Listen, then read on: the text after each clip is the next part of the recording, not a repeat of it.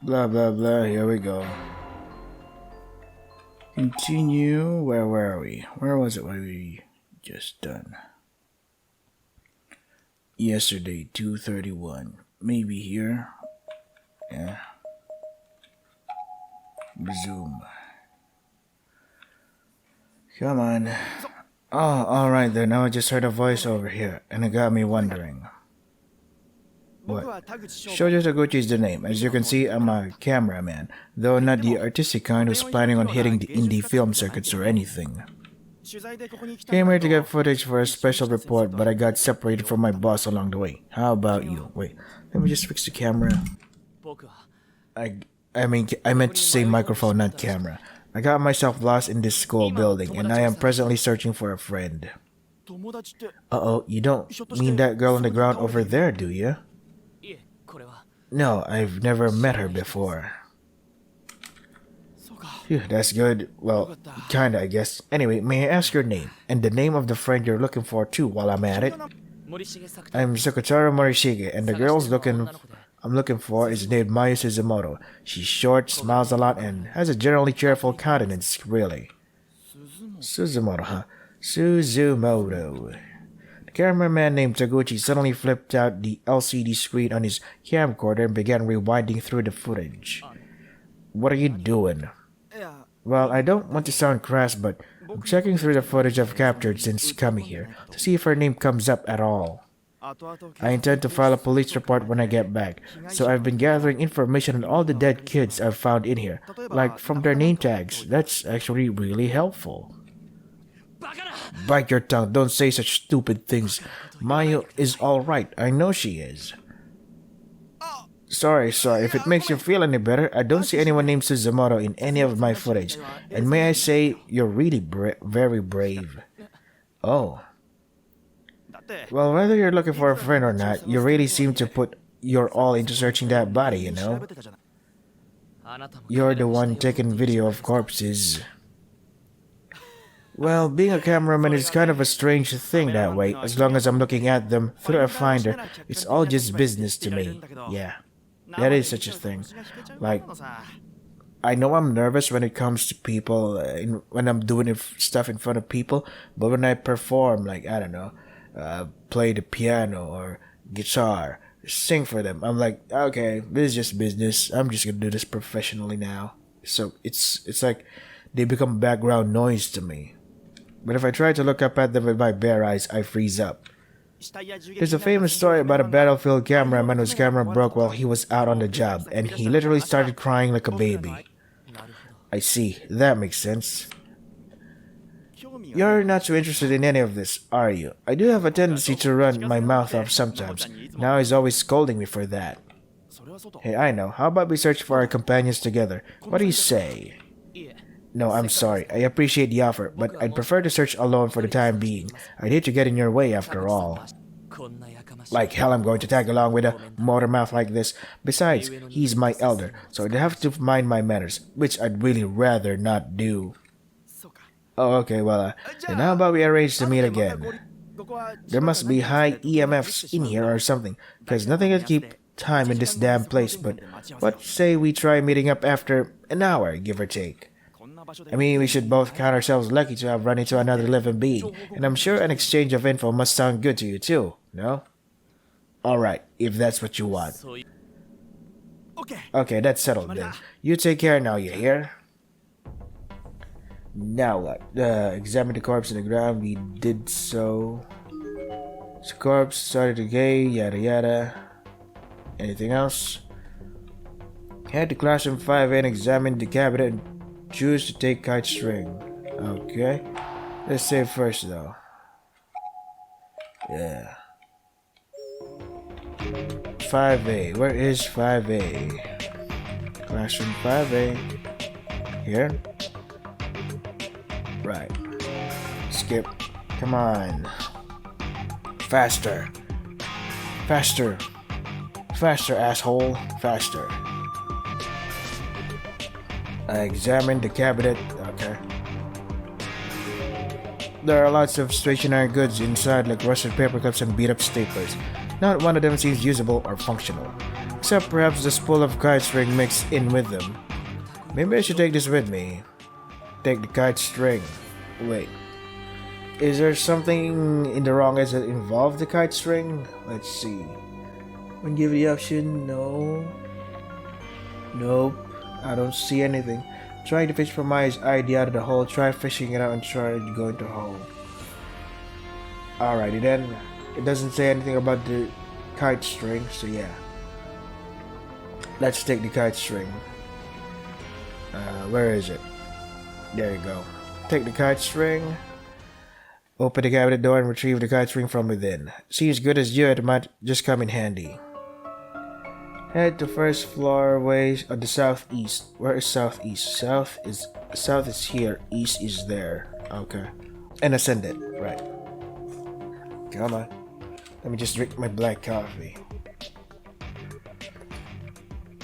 I'm trying to ease my way out of consuming anything with sugar, because sugar makes you fat and addicting, and I don't want that anymore. Let's see, where do we go from here?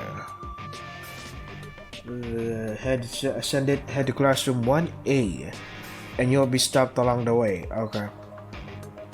Go to 1A. There you go. 1A, and you'll be stopped. Continue the classroom and examine the cabinet within. Choose take wire. Okay. We are going to be stopped, so expect something's gonna happen to us, fellas. There you go. Shig, don't look at me. Oh, she's already dead. Poor guy. Am I hearing things now? Continue on. Soldier on to 1A. Hurry. Pick up the pace. There you go. In classroom 1, examine the cabinet within and check the wire. Is this one of the class rep's candles? I guess that means he's okay. Cool. There's a twisted length of wire inside. The door seems to be busted, so it should be easy enough to pull out. You never know when something like this might come in handy. Maybe I should take it with me. Take the wire. Yeah, it can't hurt to have this on hand. Next up, head back to Morishige's starting point, first floor. Oh shit, okay. Oh boy. First floor, north one north, west one of the exit. Right. This is where we came from, I think. And then, one north, one west. Here. Is this our starting point? Let's see. Will it stop us? It just says search mode. Examine the hole in the ground. Nope, this isn't it. Maybe it's here. Let's see. Hole in the ground. Give me a hole. That's not a hole. West of... Oh, west. God damn it. East. I saw you said west. Let's see. Hole in the ground. There you go. It'll take a bit of ingenuity to get what is out of that hole. Maybe I can rig something up with this wire and kite string. And then... Oh, wait. According to this wrong end right here, it says, when trying to fish for Maya's idea out of the hole in the ground, choose try fishing it out, followed by try going into the hole. I see. So in this part, we should save here, because, yeah, we need to. Just trying to go back. There you go. There you are. Save here. Yeah. Try fishing it out. If I were to bend this wire into the shape of a fishing hook and attach it to the kite string, I thought, then maybe I'd be able to bring up whatever it was down there, provided it wasn't too heavy. But it's not exactly a professional grade fishing rod, but here goes nothing. Got it. Not a lot of resistance either. It mustn't be all that heavy. I quickly but carefully pulled in the line. Damn. Whatever it was, it fell off the hook before I could bring it back up. Guess I didn't bend it tightly enough. Maybe it would be quicker to lower myself down to the hole after all. That would also be a far more reckless course of action. I'm not sure what to do. Next up, let's see. In order to, okay. Followed by try fishing it out again. So this is the part where we say try going into the hole. Save here. Yeah. Damn it. While I'm sitting here waffling, Maya could be in serious danger, and if anything were to happen to her, well, at any rate, all I need to do is lower myself down, grab whatever's down there, then come back right up. It couldn't be simpler. As long as I proceeded slowly and cautiously, I thought I'd be fine. First things first, I need to figure out how deep this gap went. The string went up in there here, so a little over 4 meters. That's deeper than I'd expected. My height is 178 centimeters, so with arms outstretched, I'd be about 2 meters or so. Which meant if I grabbed onto the ledge with my hands and lowered myself down, I'd only have another 2 meters to fall. That seemed entirely reasonable. It was notably less of a drop than one would face when jumping from a second-story veranda, for example. Oh, we're back. So the only problem then is getting back up. Maybe if I grab a few desks and chairs from the classroom and throw them in first. Ooh, that's actually really good. A little stacking could easily give me 1.5 meters extra height, I thought. But remember when the chairs and tables in the classrooms were like stuck in place? But apparently we can just get them now. What the hell happened? What the hell happened while I was asleep? And that should give me plenty close to the edge of the hole, and probably be able to reach it and grab on with just a single jump. Worst case scenario, Taguchi will be stopping by the reservoir in less than an hour. That's close enough that if I yelled loudly, he'd hear me. Right. Why are we able to retrieve the chairs, tables now? Alright, that should do it. Let's get this over with. Right. Yeah. I think I sprained my ankle again. The one thing I didn't predict was that the ground would be so uneven down here. Well, at least I could finally find out what the item was I'd seen from above. It was a small, notebook. Now I recognize it. This was a student ID. In fact, it seemed to be a Kisaragi Academy student ID. No, it's Maya's. What's it doing down here? Don't tell me she fell. Mayu, are you here? Mayu. There were a considerable number of dead bodies down here with me. Most of them were full-on skeletons who seemed like they'd been here for ages, but a handful of them looked like they may have just died a few hours ago. There are so many of them, and virtually everyone is wearing what looks like to be a modern-day school uniform. What is going on in this wretched place?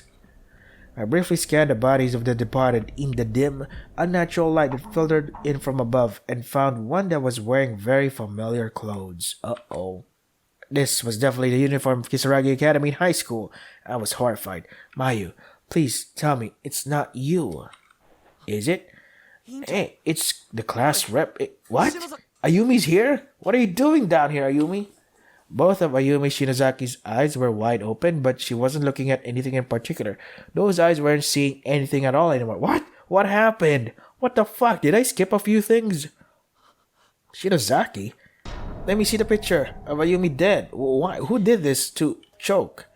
Calm down, don't panic. Shinozaki is dead. For the billionth time she's fucking dead.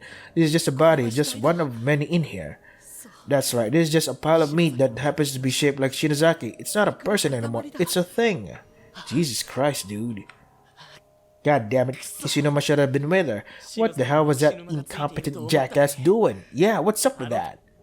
He was probably off messing around with God knows what, leaving Shinozaki all alone and helpless. And now, look at her. Yeah. I should probably take something for her family. Her uniform is too blood-soaked.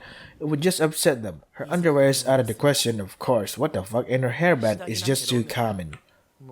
I need something that one would associate with her personally. I know, the ghost story candies. Damn, I guess she doesn't have them on her anymore. It'll have to be her hair? The hair of the deceased, but I don't have any scissors. Guess I'll just have to use my teeth. Yeah, I'll use my teeth? What? Okay. I had no idea human hair was so resilient. Yeah, sometimes I believe assassins used human hair to assassinate somebody, some people. That was actually really cool. I don't think I can do this cleanly. What about a different part of her body? Perhaps a fingernail, a tooth, or yeah, that's it. Her tongue. What? Her tongue's the thing. Why the tongue? Holy shit. It's alright, Shinozaki, isn't it? It's for your family's sake, after all. Now open wide. No, her tongue, it's missing. It's already been taken? What? Well, at least we now know that she's 100% dead. Imagine if she was just paralyzed. Oof. That would suck. That's actually really terrifying. You're thinking that the one that you're dissecting is dead, but they're actually aware of what's happening all around them and they feel the pain, but they can't react or do anything about it. Oof. What a terrible way to experience your death. God damn it, whoever did this, stop messing with me. Guess I have no choice then. I have to settle for a tooth. God damn it. It won't come out. Not if I'm pulling with my fingers anyway. Huh? What's happening? Why is everything going black? Black. Maya, where are you? I'll protect... What?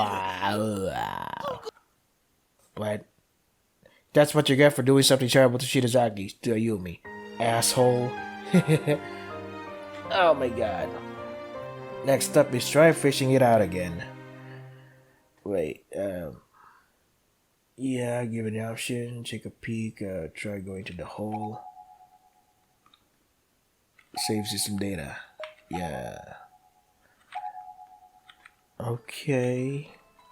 Continue on.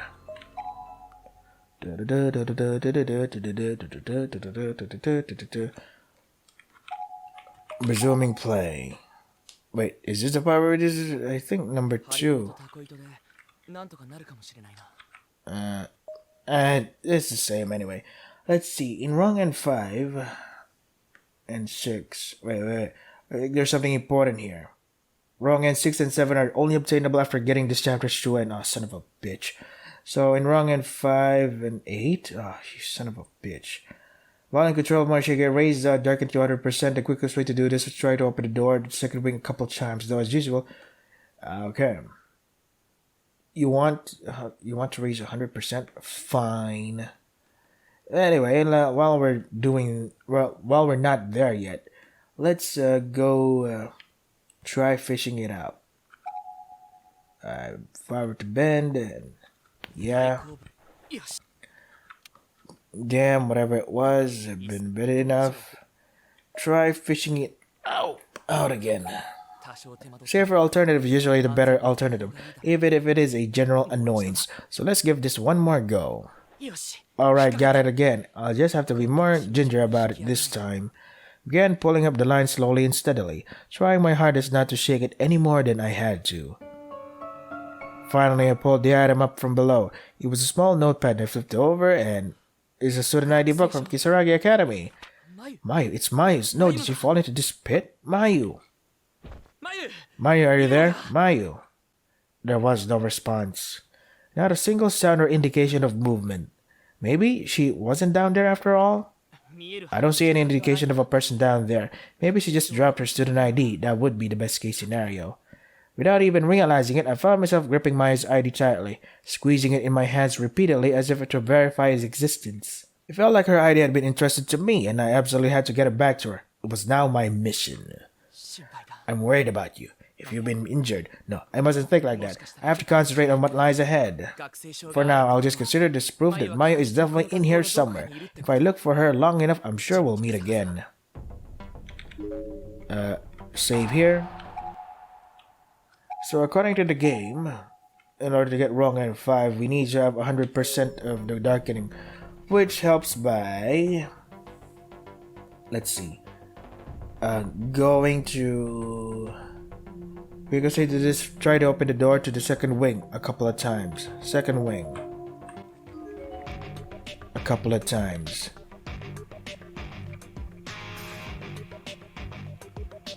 And did it. A sudden feeling of dread overcame me. I stopped in my tracks and began to survey my surroundings. It's dangerous beyond this point. You covered the walkway up ahead. Shouldn't even be here. Well, now this is a surprise. Am I seeing a human spirit, or is this nothing more than a pure hallucination? Upon that music, the spirit vanished from sight, but the sense that I was being watched remained. There was a covered walkway beyond this heavy iron door. covered walkway that wasn't supposed to be here, evidently. Did I dare challenge it? I mean, I could save first. Yeah. Open the door, proceeded out to the walkway. Wait. I'll be back. Let's see. Alright, do it. Because my hand touched the knob. What? I was sent flying backward by some tremendous force. For a split second, I swore I saw a figure. Whether it could just have been my imagination, the pain from the impact, however, was very real. Maybe that was the illusion after all. And ultimately, I was unable to open the door. Let's see the damage. Ooh, 32. Yeah, should be here. Open the door. Yeah, do it. Yeah. Let's see. Ooh, 62. Do it. Yeah. Enjoy that stuff. Let's see. Ooh, 92. One more. Do it. Yeah. We got 100% darkening now. Wow. Yeah. Well. Mayu, I have to go look for Mayu. Yeah, and? What? Wake up. Mayu, no, it's a much younger voice. Who is it? Hey, mister, wake up. Where am I? Good morning, mister. This is my playroom. The young girl thrust her face so close to mine that our noses practically touched. She has no concept of personal space. How dare you? She was smiling from ear to ear. Can we get some visuals while we read this shit?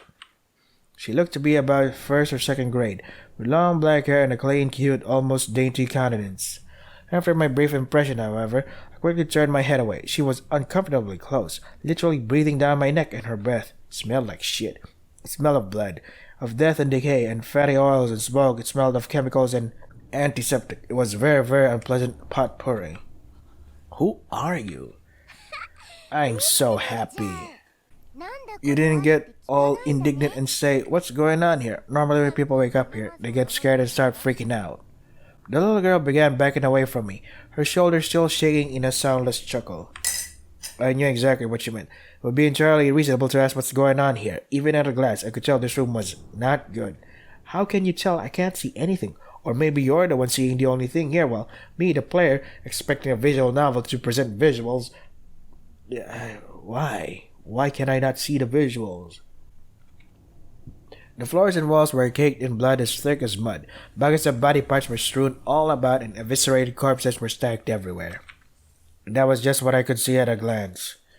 As for me, I was bound to a chair against one of the walls, not with ropes but with chains. My name is Sachiko Shinazaki.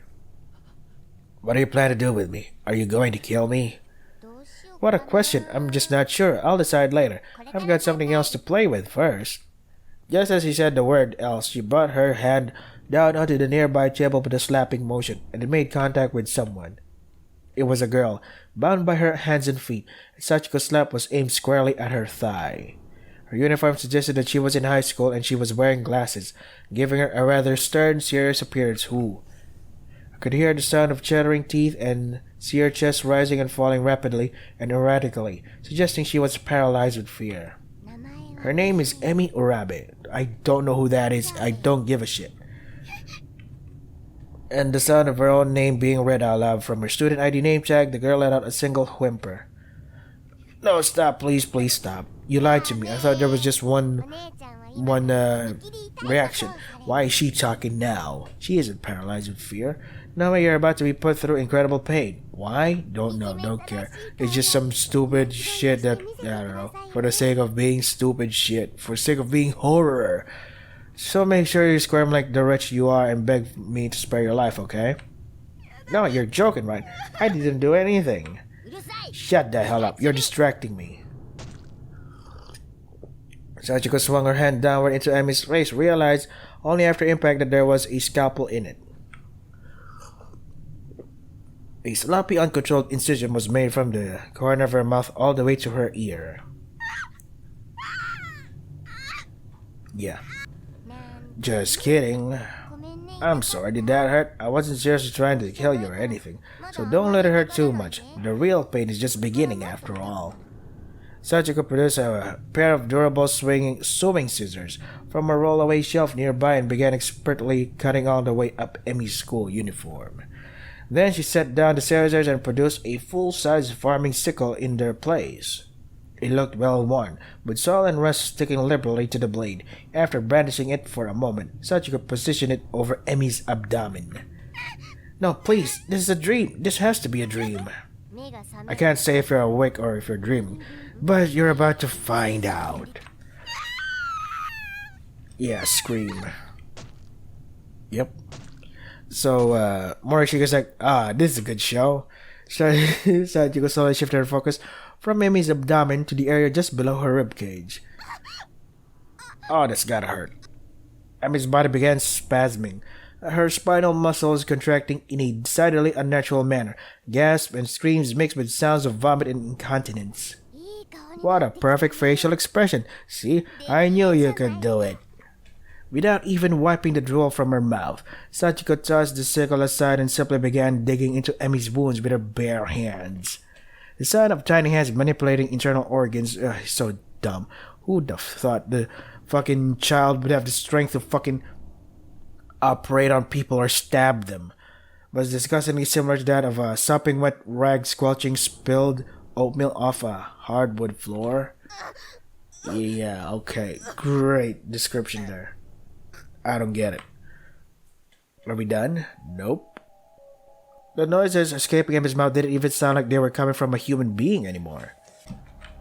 I could see her face in profile now, and despite the gastric juices and vomit and blood and contortions of unbearable agony, it wasn't a disagreeable sight.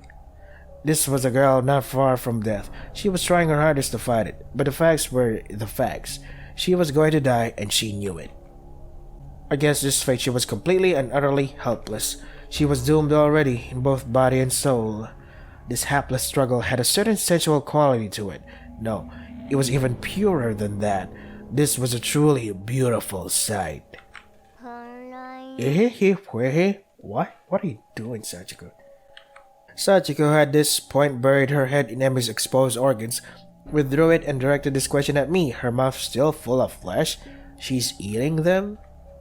Everything from her nose down was dyed red and dripping with blood. Isn't her face just precious? She swallowed whatever she'd bitten out of Emmy's insides, then turned to face me. Not just face me, actually, but stare at me, stare into me, with unwavering, unblinking eyes. I suddenly became aware of my own erratic breathing. It wasn't fear, though, but an almost animalistic reaction. It was coarse and primal, and I'd unconsciously thrust my chest forward, toward Emmy.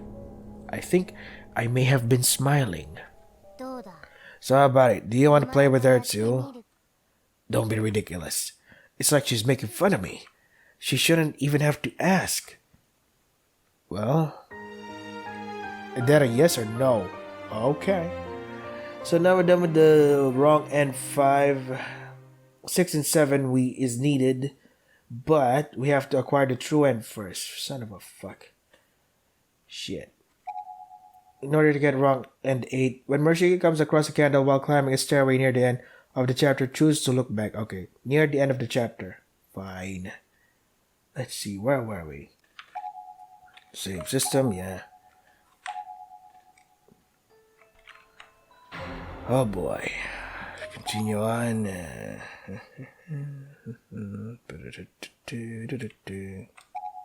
Yeah, resume play.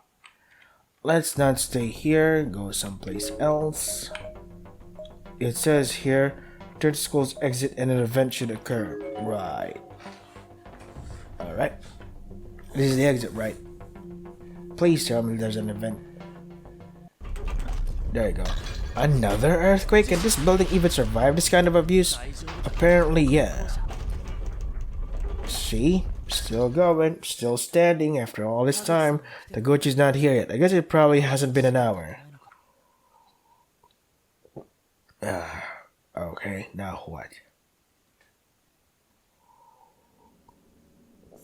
Oh, great. Them again. What the hell is with these earthquakes? I don't know, but in any case, everything seems to have shifted now. All the holes and cracks in the walls and floor have changed position. Fukuroi, I'm scared. I thought you're Mitsuki. Try not to let it get to you. What happened to the no-nonsense Mitsuki we all know? Mayu, are you there? Mayu! Hey, we can hear Morishige. Huh? Did you just hear somebody screaming? No, I can't say that I did. Come on, Fukuroi, let's see who it is. Right. Wait, damn it, she's so impulsive. Isn't that what you like about her, dude? Oh, my back. Mitsuki. Did they bump into Morishige? I'm so sorry, you're not hurt, are ya? Oh, so that's Mitsuki. No, I'm just fine. Sorry, I didn't see you. No, it was my fault. I wasn't really watching where I was going. The girl I just ran into was wearing a school uniform I hadn't encountered before. And standing next to her was a boy who had a halfway irritated look on his face, but was offering the girl a hand anyway. He was wearing his school jacket and she was not, so I couldn't tell for certain, but they definitely came across as classmates, or at least schoolmates. You're from another school, it seems. Are you alone? Sakutaro Morishige, 11th grader at Kisaragi Academy. Well, then, we're the same grade. My name is Masato Fukuroi, an 11th grader at Byakudan Senior High, and this is Mitsuki Yamamoto. Pleased to meet you. Sakutaro is a really grandiose name. It's like something out of classic Japanese literature. Yeah, I've been teased about it all my life. Oops. Sorry, I didn't mean it like that. I actually think it's pretty cool. Mitsuki, you mustn't say such boorish things. First time you meet someone, you'll cause problems for Morishige. No, it's alright. That's why I'm pissed at humanity because of my name. I've been called names a lot. Really? Is something wrong, Morishige? Well, you seem kind of, I don't know, down. Though I guess if you were all bright and cheery in a place like this, it would be kind of disturbing. No, I assure you I'm fine. I'm just searching for someone, that's all. Oh, you two? We also got separated from our friends, and I've been looking all over for them. Who is it you're looking for? A classmate of mine. Maya Suzumoto is her name. She's small in stature, but her personality can light up a room. Right, this is her here. Suddenly remembering that I fished her student ID out of that pit, I withdrew it from my pocket and showed it to the two students. Well, I'm afraid I haven't seen her. How about you, Mitsuki? Same here. Sorry we can't be more help. It's quite alright. The student ID proves to me that she's in here somewhere. I'll find her on my own. By yourself? Isn't that dangerous? You're welcome to join us if you'd like. We're searching for the school as well. Oh, right. After all, we can help you look for the Suzumoto girl along the way. Well, now I'm at a loss. If it were Machida and the others, that would be one thing, but these two are total strangers. They seem like nice enough people, though. This Fukuroi in particular seems to have a good head on his shoulders, and they don't come off as obnoxious. Refusing would present problems all its own, too. Okay then, let's work together. Oopsie. I have to edit here. Save. Yeah. So yeah, this is Card Spotty Book of Shadows. Why do we need to unlock the true ending before we get the other wrong ends? That's just super dumb. Why make it complicated? Why make it tedious? It makes no sense. The developer has the decision to avoid all that shit, but they did it anyway. It was like it was done on purpose. So dumb.